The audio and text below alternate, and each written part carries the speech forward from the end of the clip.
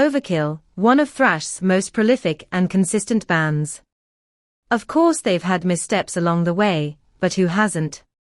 Several albums into their career, Overkill is still releasing music that could light a candle to their absolute finest works.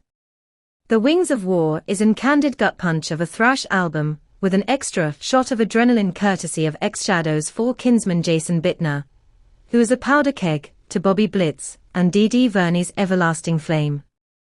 In 1999, Testament had a new lineup, including legends like bassist Steve DiGiorgio and drummer Dave Lombardo. The result was one of the most pounding thrash albums in years, but those years felt like forever for fans, who had been longing for a return to form like this. The Gathering is one of the single most destructive albums to ever fall under the thrash banner, breathing new life into the genre with songs like DNR, Fall of Sipeldome, and 3 Days in Darkness.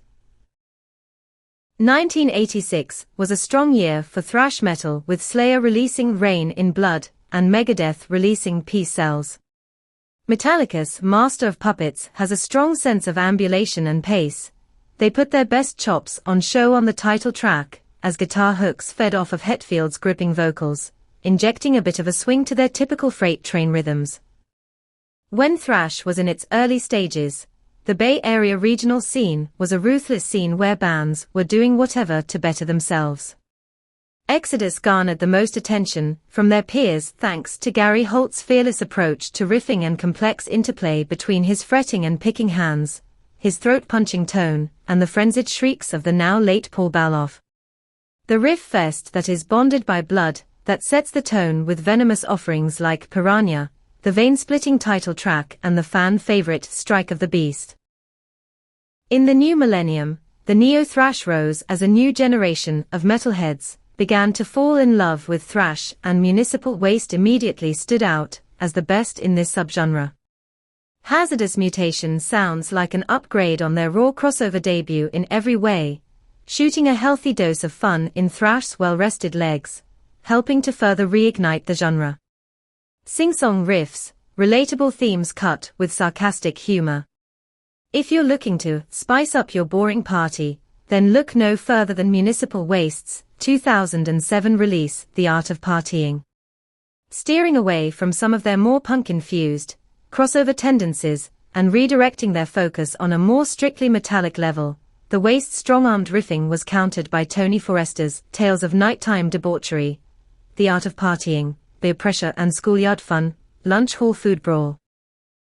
It's an odd move to release a self-titled album 2.5 decades into your career, but for Germany's Sodom, their 2006 album was a defining release. Riding off a hot streak off the backs of releases Code Red and M16, they kept the tread steadily rolling forward with laser-focused songwriting. Every little pause, tempo change and fleeting melody came at exactly the right moments as Sodom delivered definite thrash hymns like Wanted Dead, Buried in the Justice Ground, and No Captures. After years of dabbling in late-night tales of the occult, the undead and other frights, it was safe to say Deceased had an obsession with the supernatural based on the album title Supernatural Addiction. Horror movies tend to be a bit cheeky, and can be unintentionally fun, and the group carries this aesthetic over to their brand of death thrash, with their Frankenstein song construction. There's always a story to follow with these guys, which gives sudden bursts of fun, and anthemic moments of playful nature amongst the gruesome subject matter. The Legacy is a bold title for your debut album, but Testament were here to make a statement, and what a statement they made.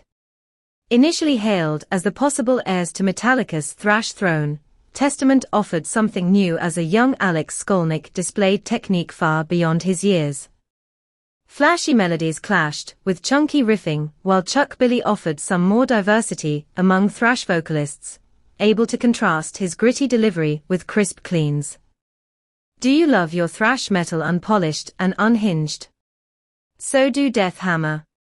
Evil Power presents the demon-like approach that made thrash such an adrenaline rush when bands like Metallica, Megadeth, Creator, and others had a more polished, refined approach to thrash. With a bit of the Venom-like approach to open-throttle riffing, delightfully and intentionally. Sloppy-sounding leads, Death Hammer play it like they used and you don't even need to go back in time to experience it.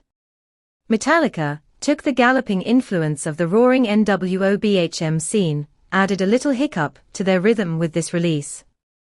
Hetfield's gruff vocals and rigid cadence further defined this fresh style as Metallica entered the fray with time-honored cuts like Phantom Lord, Hit the Lights, The Four Horsemen, Seek and Destroy and more. 72 Seasons is not be a pure, adrenalized thrash throughout its 77-minute runtime. It's definitely the least divisive album from these legends in quite a while. Always wants to push boundaries and challenge themselves, Metallica feel highly confident and comfortable this time around, now 4 decades after their debut album. Perhaps it's due the more collaborative nature of the writing with Kirk Hammett and Rob Trujillo more involved. Trujillo, who has been in the band for more than 20 years, even lends vocals to the album, much to his own excitement. Fans have always known Metallica to primarily be driven by James and Lars, who then have battled each other for control. In 2023 though, that seems like petty business for their younger selves. As a true foursome in the studio on 72 Seasons, a fully unified Metallica can only be at their best. Some call Arise death metal, others call it thrash, and if there's one thing we're certain of, it's definitely thrashier than Metallica's Black Album, which was released in the same year. Arguably the quintessential Sepultura record, the mix of technicality, with a stuttered groove offered moments present in the band's existing catalog, and also hinted at their future development that would come on the hardcore-influenced Chaos AD.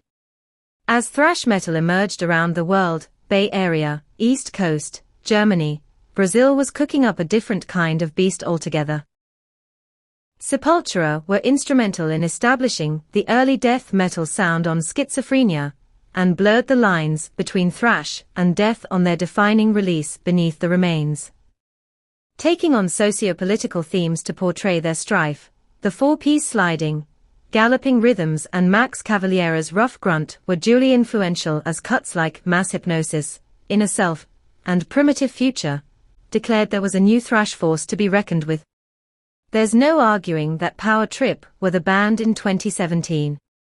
Despite forming 9 years earlier, this is just the second release from them. They put thrash on their backs and cemented themselves as the band to carry the genre's torch well into the future. Nightmare Logic is a lean moshpit fuel, and the live arena is truly where this band excels, with bruising riffs sending a sea of fans over the barriers, diving back into the crowd from the stage like it's the mid-80s. Don't be fooled by Bonded by Blood's name, which was obviously taken from Exodus' debut album. Plenty of neo-thrash acts wallowed in mere imitation, unable to break out from the shadow of their idols. This California quartet knew how to feed the beast, taking flight with fireball energy, keeping a constant riff flow at any tempo. Demolition Hammer often feel like thrash's best-kept secret. Trench-digging riff TP maintain a constant sense of groove on Epidemic of Violence, with just enough push and pull to never settle into one spot for too long. This release wields such an overwhelming intensity that it doubles as a mission statement from this criminally underrated New York band. As thrash spread its wings taking on new forms, Dave Mustaine rewrote the rules on the tech shred classic release Rust in Peace. His slithering song structures kept any listener on heightened alert, blazing through riff after riff, injecting it with volleying melodies, and igniting all-time solo duels with Marty Friedman. When grunge came along to overshadow heavy metal shortly after, Pantera's Power Groove ended up dominating over the thrash albums that would be released in the ensuing years. Nevertheless, this surgical guitar playing had a halo effect on the metal underground, ushering in a new wave of guitar greats. Distancing themselves from their influences, Metallica continued to develop this new rhythmic approach to heavy metal with a scorched earth riffing policy employed on the opener Fight Fire with Fire. Their songcraft blossomed on Ride the Lightning as well, seen on the instrumental Closer, The Call of Cthulhu. With Metallica's influence permeating this still young thrash scene at the time, Bay Area bands quickly latched on and started authoring classics of their own.